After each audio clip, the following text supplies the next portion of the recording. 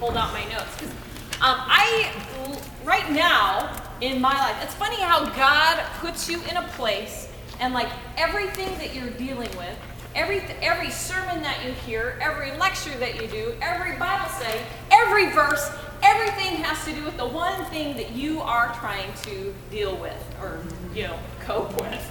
Yeah. Does it not? Is it just me? Because that's how I feel. Right now in my life, I have really been trying to deal with my thinking, my mind. What do I think? How do I think? Why do I think in certain ways? So this whole biblical worldview thing has really struck a chord with me. Not even that it was just last week, but it's been a process of several months of why do I think like that? Why is that coming out? What is it that's causing that? Does that make sense to you? Yeah. And so really when we started talking about Peter's worldview and how he's trying to basically infuse it into the church, his people, and telling them, okay, these things are not going so well. We are suffering. And I love the use of the term context. Even though we're in a different context, this is how we still need to think. Did you hear that? This is how we still need to think. And I think that's what the cause for me has been, is I've had several different things going on in my life that have kind of stirred something up in me. And I go, why do I think the way I think? I don't like that. Or it could be even something, I thought well on that. You know what I mean? I responded biblically. I thought biblically. But then, 2 minutes later, something else will come and you're like, where did that come from? And why did it come out now? Am I the only one who does that? So this whole biblical worldview is something right now that is deep-seated in me. I just feel like I want to know more. I want to change my worldview. I want to change my thinking. I heard something the other day when I was preparing for this that is sticking with me. It was yesterday that I heard it. And so I'm still mulling over it, but I want to share it with you. And I actually think it's supposed to be later in the notes, but I'm going to share it with you now. He said, he used Jeremiah 17 now where it says, the heart is deceitful above all things and desperately wicked. Who can know it? So true, right? We can't even know our own hearts, right? And he said something very profound. He said, if you can't even know your own heart, how can you change it? You can't. Only God can change our hearts. And then he flipped it and he said, but you know what? God continually tells us, Romans 12:2, be not conformed to this world, but be transformed by the renewing of your mind. God tells us to change our minds. He's not going to do it. You have to do it. And I just went, ponder that. I can't change. I'm not responsible for this, my heart.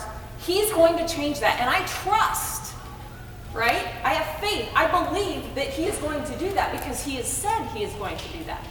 But it's my responsibility to be obedient, get in the Word so that my mind will change. Because your mind controls everything else, except this. Because he says, out of the heart, the mouth speaks, right? Okay, that's a little side note. So review. I loved the definition she used last week. So the first week she talked about that Peter's goal is to remind us of our anchor. I love that. That anchor is solid, but yet we still have movement, right? We're still going to move within that anchor. Number 2 was to refocus our affections. And number 3 was it transforms our activity. Okay, what we need to understand is that refocusing of our affections, that's right here. Okay, it starts here. God changes our hearts. Then all of a sudden we start thinking about things and we can change it, right? We can take captive our thoughts and make them obedient to Christ. I love that.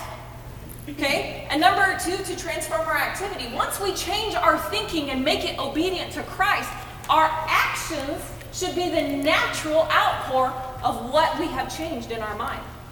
Kind of hard sometimes, right? Because sometimes we have a disconnect from what we're thinking, or at least what we think that we're thinking, right? Versus what's coming out. But here, the definition of worldview. The framework from which we see reality and make sense of life and the world. It is a combination of all you believe to be true, and what you believe becomes the driving force behind every emotion, every decision, and every action. It affects your responses to every area of decision. So when we come to that, the driving force behind every emotion, every decision, and every action, really what we should be doing is looking at our own life, those decisions that we're making, those emotions that we're feeling, or that are rising up in us, and we should say, why am I feeling this way? What is it that I believe to be true? What is it that I believe to be true that is causing me to think this way, to act this way, to feel this way? That's really what a worldview is. Well, I found another definition. Okay, I've got like gazillions of papers here. I found another definition that's a little more general, and it's from John MacArthur, and he says, a worldview is an explanation and interpretation of the world and application of how we view this life. Do you get that? So everything that we say, everything that we do, everything that we feel, every response that we have comes from something within us, and we call that our worldview. And that is why when we look at our Christian walk and this journey that we do, we have the stage of when we get saved, right? We have that point of salvation. And then clear over here, we have glorification. When the trumpet sounds, we're out of here, new glorified bodies, all is made new. Well, that journey in between, that's sanctification, right? And that's how we see our changes in our worldview, is as we walk this life, as we walk this journey, our emotions will change, our actions will change, and our behaviors will change. They will. It doesn't matter. It doesn't matter what the circumstances or the context is, that will all change.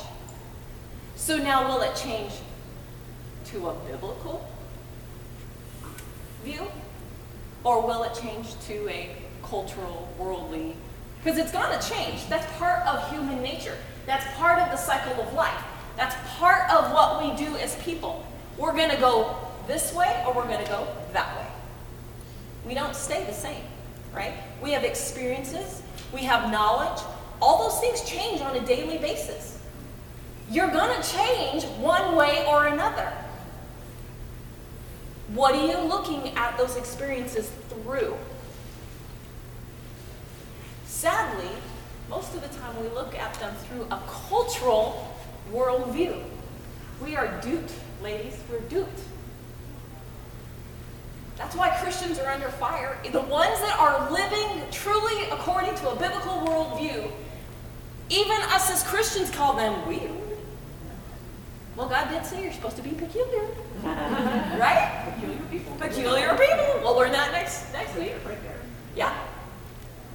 We have to shed the culture and shed the world. We need to take Scripture for what it really is. Okay, that was not in my notes. We saw that. So, all right. So through the end of chapter 1, I was really mulling around. I knew what Scripture I wanted to use, and it was 13 through 16. I just wrote it up there at the top. Wherefore, gird up the loins of your mind. Be sober, and hope to the end for the grace that is to be brought unto you at the revelation of Jesus Christ. As obedient children, not fashioning yourselves according to the former lusts in your ignorance, but as he which hath called you is holy, so be holy in all manner of conversation. Because it is written, be holy, for I am holy. So I took those words and I it was like my action steps of, okay, I know I have some issues with the things that I think, the things that I say, my emotional responses. These really are steps into changing our worldview, ladies. If we really truly understand what Peter is getting at, that's what he's telling them. Is, okay, you know, the context is really bad right now. You have struggles, you have trials, things are not going so well, you guys are kind of falling apart. Nero's after us, trying to behead us, trying to kill us, burn us at the stake, whatever. But you know what? You need to change your outlook. You need to change your mind. And that's when I got to thinking, what is our culture teaching us right now? Okay, so number one, we're going to break this down into the 5 steps to changing your worldview. Number one is we need to fight the lazy mind. Amen. We live in a culture where we have created a lazy mind. We can't think for ourselves. We need to Google. We need Google, right? We can't use a map, because Google has that too, Google Maps. We don't. You know, back in years and years past, what did they do when they would come from working on the fields or working in the factories? They would come home. Do you think for a minute that they would sit on the couch and do this? What couch? Yeah. Right? No, they were constantly engaging their mind. They were reading, and even back further, they were reading the Word. We have a lazy mind. It's just a product of the culture. So what we need to do is we need to gird up the loins of your mind. Now, I know that not all versions say that. I use the King James Version, but I love this. Okay, so I'm going to do something really weird. This was not in my notes. Okay? So, and I can do that because I'm in a skirt. So back in the day, you guys know what I'm going to do, right? Yeah, we do. Back in the day, that's what this looked like. Okay, I have a slip on and everything, so there's no minute here, right? They would like pull up, because they didn't wear pants, right? So, and then they tuck it in their belt. So they were ready. They were ready to fight. They were warriors. That's what he's saying we need to do. We need to gird up your loins of your mind. Don't be lazy. This is what we would say in today's day. How many of you guys were athletes? I said were, because I feel like I passed tennis. Right? This is what it would look like today. Get your head in the game. Focus on your game. Focus. What are you doing? I remember one time, I should say this. I remember one time, as a basketball player, fairly new, and I'm dribbling, and I'm tall, right? We're not supposed to dribble, and I'm going the wrong way. And the coach is screaming, get in the game. Where's your head? Right? That's what he's saying. He's like, come on, you guys. Get in the game. Get your head where it needs to be. How do we do that? Well, Romans 12:2, right? Do not be conformed to this world, but be transformed by the renewing of your mind. The only way we can get in the game is if we get in the Word. That is the only thing that will engage us in this battle. And I have no idea what my blanks are. We need to prepare. Are you ready? Because, that's the girding up, right? It's getting ready. It's time to get ready, ladies. It's time to get in the game. Because the game's moving, and quite honestly, the game looks a lot differently than it did 10 years ago, doesn't it? So, but the only way we can fight this game is if we engage our minds. And that's the second one, the third one. We need to engage. I'm all for watching a good episode of NCIS. Okay. I'm on Facebook. I'll just be honest with you. I'm just throwing this out. You want my junk? Here you go. I have Pinterest. I'm on Twitter. Oh, gee. I do tweet. Not that. I do tweet lately. Yes, I'm on Instagram. Okay, so I'm not saying, well, yeah, I am saying, those are time suckers is what they are.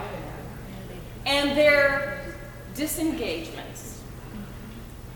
And I could give you all the excuses about, I write a blog, so I use Facebook for my blog. I use Pinterest to grow my blog. Instagram, I can use those excuses, but you know what? The reality is they're time suckers. Because I do use them for my blog, and then 25, 45, an hour and a half. Oh my goodness, is it dinner time? Right? Does that not happen? But that's what that is. That's a lazy mind. We can control the time suckers. We just have to engage our minds. I'm not saying you can't do Facebook or the demon internet, as Aunt Linda would say, but she's not on Facebook, right?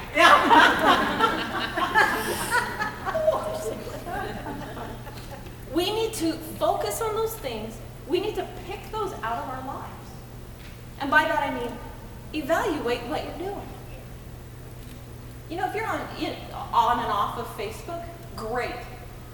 That's not how it works for me. It seriously sucks me in. Pinterest is the same way. Oh, I can make that craft 3 years from now. Right?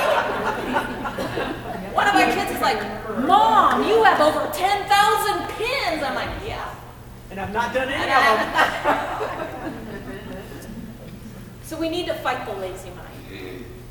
Number 2, we need to clear the intoxicated mind. And that's the be sober. Trying to think.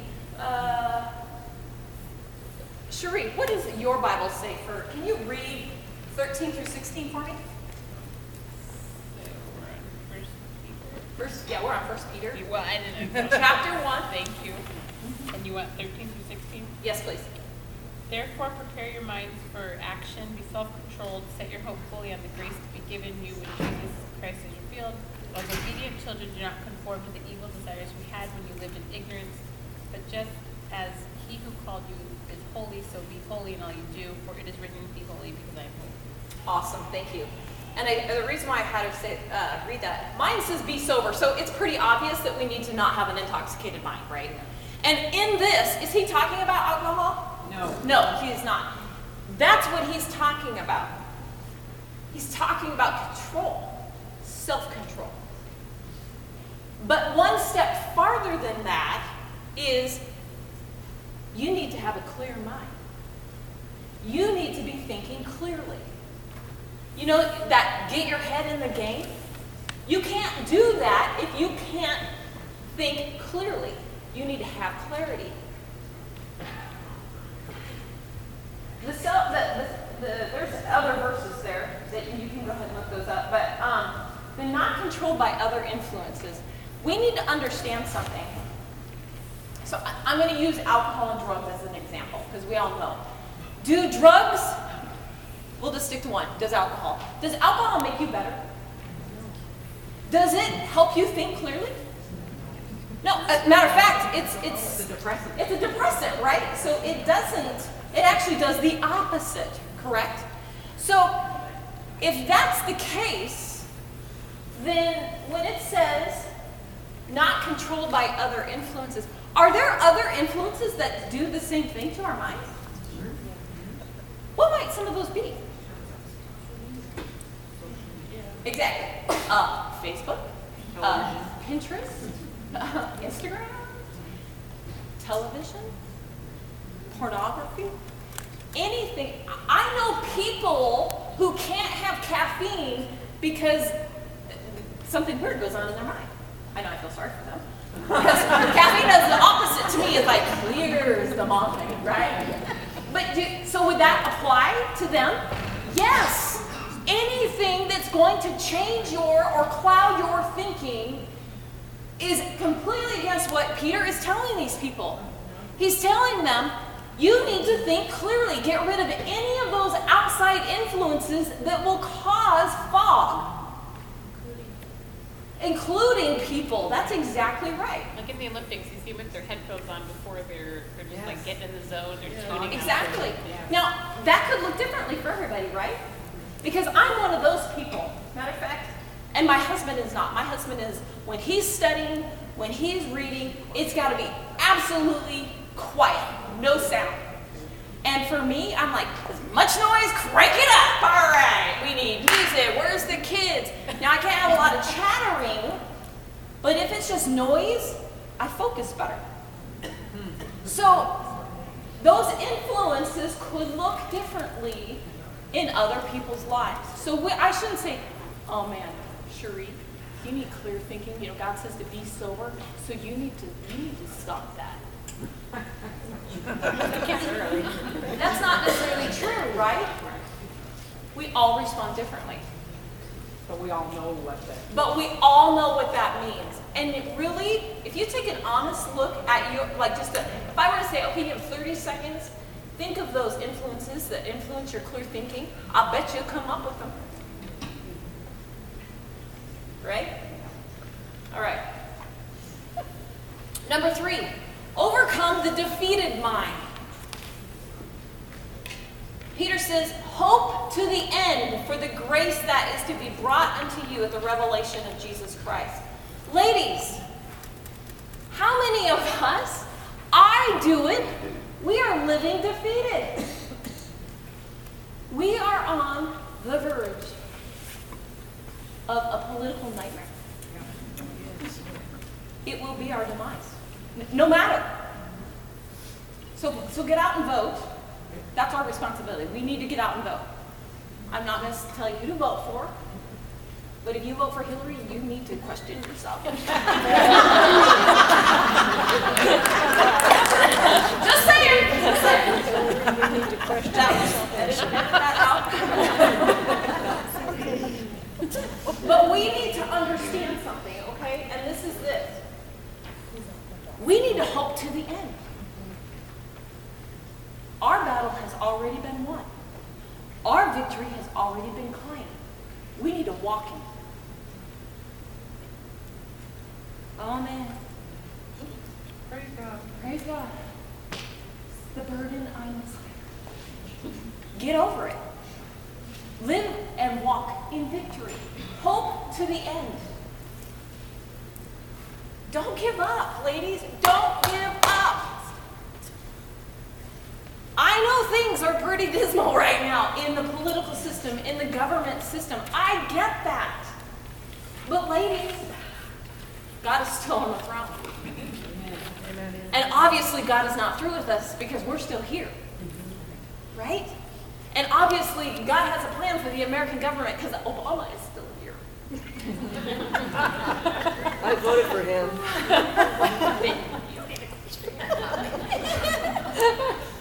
I heard, and actually, it was John MacArthur, and he said, hope is basically like faith. Faith is believing what God has said and done, right? We believe what he said, we believe what he's done. Hope is believing that God will do what he's promised. So faith is believing in the things that are present and past. And hope is faith in what's coming. Are you living with hope? To the end? I love that. Number 4, resist defiant living. And that goes with as obedient children. I didn't put a lot of verses there because clearly over and over and over and over again, obedience is clearly a biblical principle, correct? We need to be living in obedience. This culture, we breed defiance, we breed rebellion, we breed selfishness in our own thinking. You know, it didn't really work out so good for the Israelites when they did right in their own eyes. That's really where we're at. It seems right when we look at it through our own eyes. We need to get back to Scripture. We need to get back to the Word. We need to be obedient to the Word and do what He says. And not, he said it, I'm just doing it because he just said it. Stiff-necked, right? Dig your heels in. That's just lip service, right? All right, and number 5, abate impious living. I like that. Abate impious living. That means get rid of the bad living. Did you get that, Debbie? Get rid of bad living. I was going to ask that now, but I didn't want to embarrass myself. I know, right? I love the King James when it says this. Now, if I can find it here. Right here. But as he which hath called you is holy, so be holy in all manner of conversation. So now he's not saying be holy in how you talk. Just so you know. Conversation means lifestyle. Be holy in your lifestyle.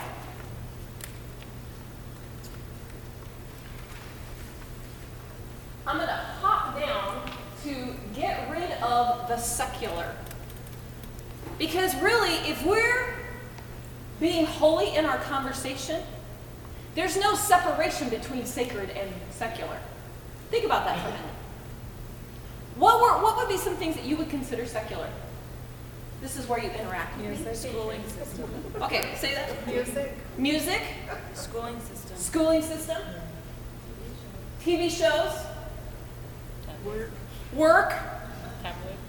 Tabloids. Okay, so all of those things are secular.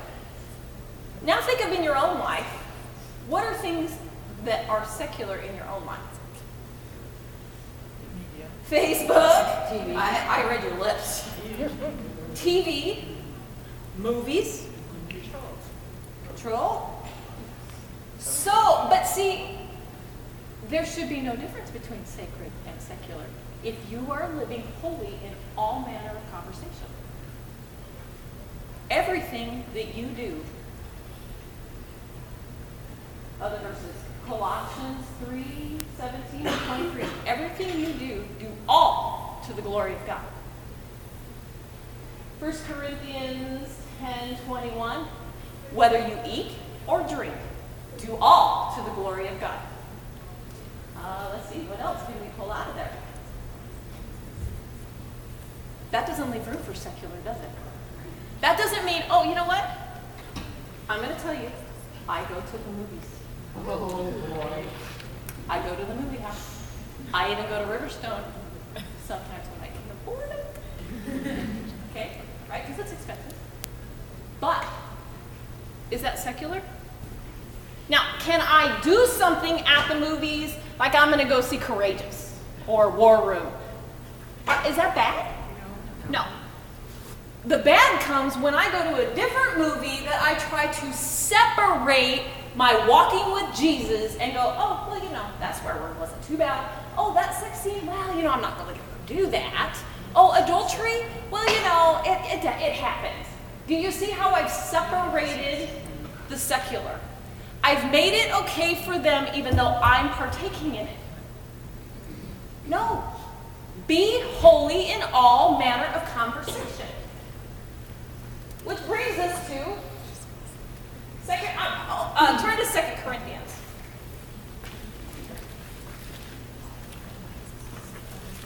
So that brings us to be set apart or sanctified. 2 Corinthians 6. And I brought my Bible with larger writing. Yeah. That's a good thing, right? But one thing I want to say is, sanctified is a word that we hear. And remember I talked about that, you know, we have salvation here and we have glorification over here. And that road in between is sanctification, right? Sanctification means to be set apart. Do you know what holy means? Holy means to be set apart. So if I was to call my kids down from up there, where'd they go? If I was to call them down here, Are you actually doing it? yeah, I'm like actually doing that. So this is wasn't in my notes, but I'm going to do this. Like, come all the way up here. don't know, these are my two oldest girls. This is McKaylee, and this is Maura. Okay? I am their mother. Right? They are Yes, but more so, I'm the grandmother. She is. These two plus the other four at home, they are set apart for me. Does that make sense? These are my children. Now, I saw another little man under there. He's hiding under there. I love Dan. It's Daniel, honestly. Oh, is it Caleb? I could only see this part of the face. I love him because I love his mother. And his grandmother. Oh, we got grandmother's rights things going on. But you know what? If these two go with your kids, and they intermingle with your kids, and your kids go do something wrong, you know what? I really don't care. What do I care about? These two right here. Because you know what? They're set apart from me. Now, I know that's not the same. But you know what? They have to be responsible to the consequence that they're going to get from them. Your kids aren't. Not that I don't love your kids, right? Not that I don't care. But right here, this is what I care about. So, in their raising, I hope that I have tried to get them to understand that they need to live differently than everybody else does. Because you know what? What everybody else is doing, I don't care about that. You're mine. Now, do they do everything right? No. And they pay consequence for that, right? Do I still love them? Absolutely. But they are mine.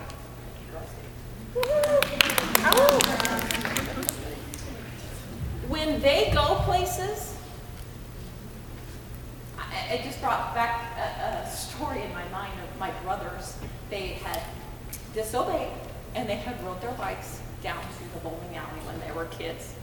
And, of course, my mom was like a master bowler. So everybody at the bowling alley knew her and knew her kids. And so what did they say? Oh, we saw your boys at the bowling alley.